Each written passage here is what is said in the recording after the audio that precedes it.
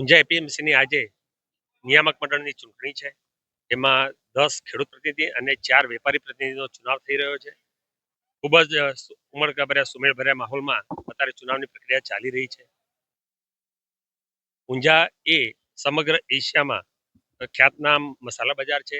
એટલે આની ચૂંટણી પ્રત્યે લોકોને ચોક્કસ જિજ્ઞાસા હોય, પણ અહીંયા આગળ ખૂબ જ સૌહાર્દભર્યા વાતાવરણમાં અત્યારે ચુનાવ થઈ રહ્યો છે.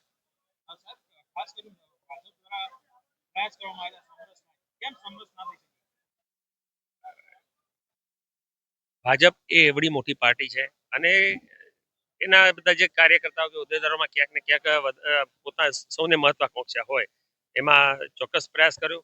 પણ એમાં જે કહેવાય કે છેલ્લી ઘડીએ કેટલાક લોકોએ ઉમેદવારી પત્ર ખેંચવામાં આનાકાની કરતો ચુનાવ બન્યો છે. પણ એમાં મને ચોક્કસ ખાતરી છે કે આખરે જીત તો ભારતીય જનતા પાર્ટીની થવાની છે.